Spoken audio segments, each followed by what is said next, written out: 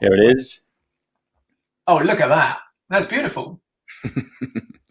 And then we call it, it's the Minicourse Dataviz, and I'll have to remove this one. So if you could share your screen with us, and I'll look at the live Q&A to see if there are any questions or comments at this point. Very good. And no, I don't see any. And here I'll add you to the stream, your screen, and it's there. So take it away, Rob. Very good. Okay, so this, I'm just going to give you a very short, actually it's not that short, maybe 10 minutes. I'm going to rattle through, but I'm going to give you, I think the kind of the most useful segment of the how to make infographics course that we did. So I taught this last night, and I'm going to do a really quick zoom for this, but basically, the art director and Christian and I, when we first started teaching this class, we started looking at all the types of infographics they were, and we thought that we could probably boil them down into 5 different types of infographic. We stand by that, because we did that quite a long time ago, and we still think that there's only actually 5 fundamental types of infographic, and every infographic that you see, even if it's the most complex and beautiful thing, is made of these component parts. And the reason this is a nice trick, this is a nice shortcut, is that once you know what these 5 are and what they're used for, you can very, very quickly, when you're trying to do a piece of data journalism or a lovely data story, you can know which one you should reach for. So the 5 are illustrative, proportional, timeline, map, and list. I'm going to rattle through very quickly, show you what those are, and give you some quick examples. So illustrative. Illustrative is just a beautiful illustration and a number. And it used to be the case that you needed to be a really fantastic designer in order to make kind of gorgeous illustrations. That's no longer the case. You can get fantastic sheafs of illustrations from what do you call them? From some press images site, not press images site, but stock images site. Sorry, stock images site. Yeah. Very, very cheaply, like $25, you can get a sheaf of lovely things. So you can do this. All you need is an illustration and a number. So here's a nice one that we did a while back. It's called You versus Denise Coates. And it's about Denise Coates, who's a multi-billionaire founder and CEO, co-CEO of Bet365, a gambling company. She got £265 million of compensation for her work in 2017. So if you were taking home the UK's average salary, she'd be earning 9,864 times more than you. So we wanted to kind of try to put that in context. So what that would mean in terms of spending power. So for example, if you on the average UK salary buy a pint of milk for 52p, that's the equivalent of Denise Coates buying 4 magnums of Moët Chandon's Dom Perignon P2 1993 vintage. If you treat yourself to an off-peak single train ticket from London to Milton Keynes and a lovely cup of tea, that's the same as Denise Coates taking a trip to space on Virgin Galactic. And if you buy 2 top-tier Spurs season tickets, that's the same as her being able to buy Sunderland Football Club. So all that is just kind of a series of interesting numbers enlivened by this lovely visual shorthand of the illustrations drawn by Chris. This is the first one, right? Illustration. Yeah. Exactly. So illustrative is just number and illustration. Yeah. And there's another little one there as well. So where we compared the defence spending of Georgia over 2016 with Manchester City's defence spending over kind of a similar course of time. So again, just 2 interesting numbers, a couple of illustrations, so that gives you a visual shorthand of what the story's about. Jobs are good. So that's illustration, and I would say you're going to want to reach for that if you are trying to highlight single facts or statistics within a story, if you want to create a visual shorthand for a broader story, if you want to give the viewer or the reader a way into something. So for example, if you're writing kind of a big report or a long form piece of journalism, then actually to have a little kind of thing like this can be great. And it tends to be, when I see people at the newsstand looking at the magazine, it tends to be not the long form pieces of journalism that they stop on. It tends to be the lovely little individual infographics. So illustrative is great for that. Proportional. Yeah. Second one, right? Yeah, proportional. Number 2. I'll give you a nice example of proportionality. So this is a thing called a tree map, which used to be very difficult to do and is now beautififally simple with a free program called Infographic. Infogram, you say. Yeah, so Infographic was infogr.am, infogr.am. You can sign up. Put it in the show notes. Yeah, put it in the show notes. And you can make a tree map very easy. So you just upload a CSV of your numbers, and it will sort it into a beautiful tree map, and it will all be the perfect shape and so on. So this is just one we did a few years ago, where we worked out how much it would cost to buy everything in the September issue of Vogue. which was £638,713. And the lovely thing about a tree map is that you can do multiple layers of proportionality.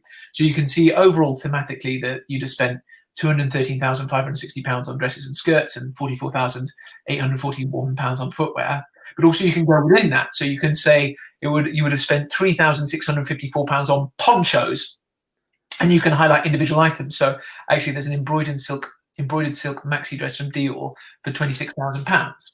And of course, then you can add kind of multiple ones together. You can put, we did a little bit of analysis on GQ at the same time, so you can kind of compare between the magazines as well as within the magazines. So proportionality is the thing that you'll reach for if the heart of your story is about numerical comparison, showing highs, lows, or averages, or giving context, so showing that something is greater than or less than something else. You're going to reach for proportionality. And that's not to say that you would use it on its own. You might also layer in some extra things, but that's going to be the backbone. That's going to be the spine of your thing. Yep. Timeline. So here's a very, very kind of simple timeline infographic. It just shows the tallest structure in the world and how long it was the tallest structure for.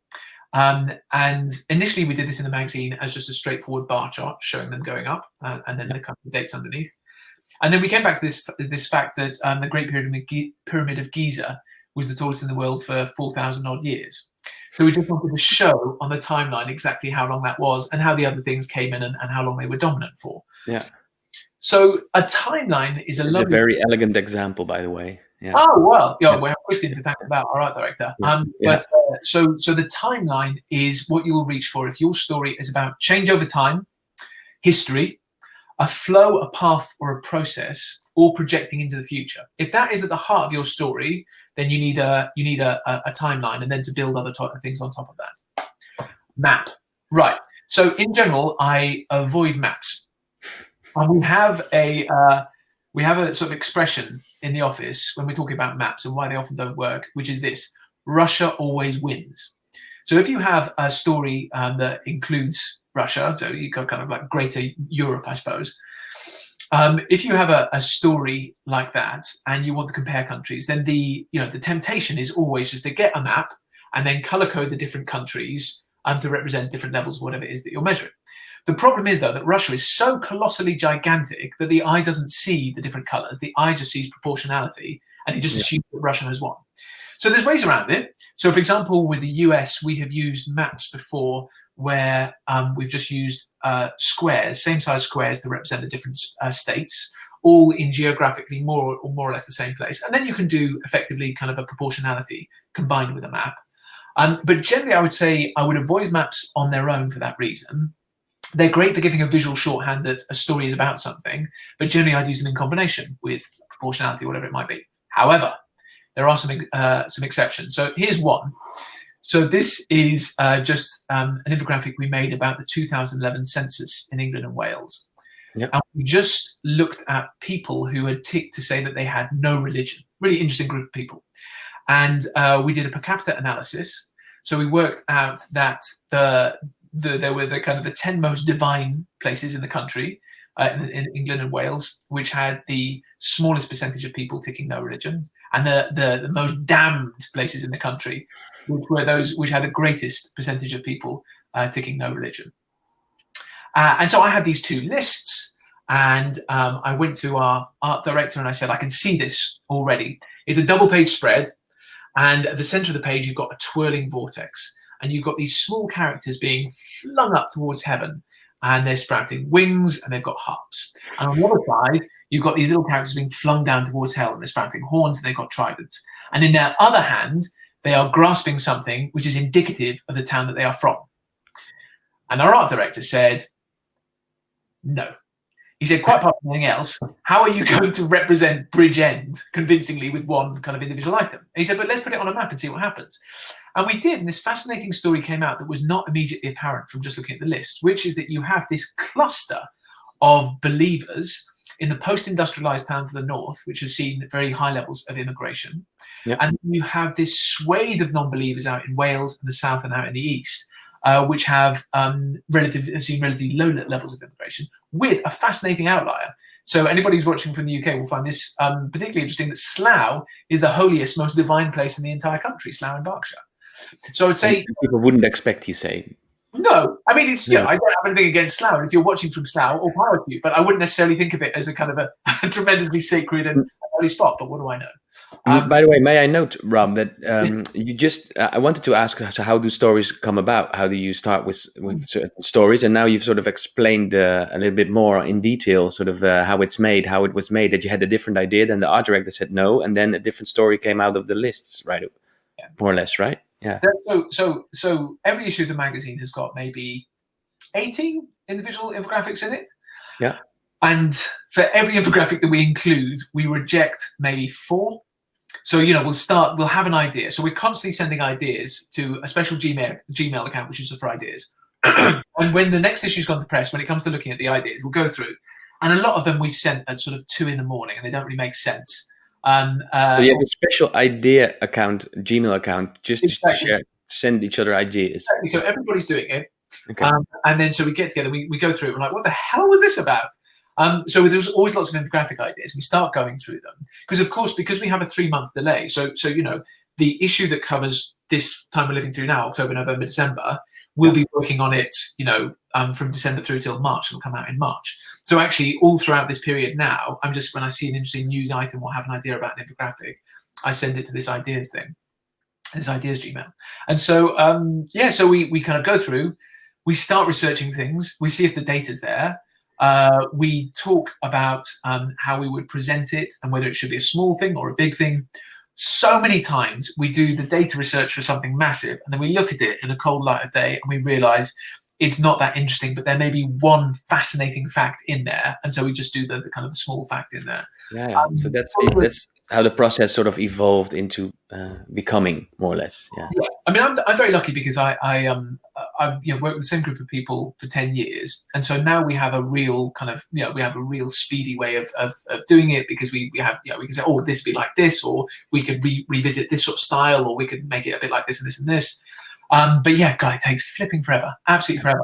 So Rob, we still got one left. I just want to show this this comment by one of the viewers. She's one of our biggest fans, Anna Maria Vanderville. She said, "I love that. That is great." And I think she refers to how the map idea came about by religion. It could also be your way of work, maybe with the Gmail account. But I hope she speaks for everyone who's watching. So let's go through the last item and don't keep us waiting any longer. Brilliant, fantastic. So maps, I'd say I use for geographic patterns if they're on their own and nothing else. And then finally, the list. Now, a lot of people kind of overlook lists as a type of infographic, but actually they can be incredibly powerful, a great way to convey a lot of data, and you can make them very simply. So actually, Marcus has worked out a way to do a version of one of the list features, the list infographics that we do through PowerPoint, and make it look kind of convincing in PowerPoint. So this is not done in PowerPoint. This is a thing that we do every year, and we take the Premier League table, how it ended up, and then we get this fantastic data from a company called Opta, amazing sports data company. So you've got the table of how it stood at the end of the 2017-18 season, and then you have it tweaked to see what would have happened if football was completely different as a game. So if the game of football only lasted for one half, so you only count the goals that happened by half time. If there were no goalkeepers, so every single time somebody took a shot on goal, it went in. If only headed goals counted, and then if only goals scored by English players in the English Premier League counted. And you can just see this lovely visual sorting that the table reshifts. And because the format is called a Sankey diagram, I believe, right? Yeah. Exactly right. And it's one that we use over and over again in the magazine. In fact, we've used it for quite a lot of our to show the flow of how things would play out if there was a different migration of numbers, right? Yeah. Exactly. So there's lots of nice things that you can do around that. So I would say a list one, final one is, this is the thing. If the heart of your story is about showing rankings, highlighting commonality, or doing some simple categorization and making that kind of clear. But I love lists because I think they're sort of super simple. And as I said, you often wouldn't use these things just in isolation. Very often you would use them in combination with you combine 3 or 4 together to get the effect you wanted.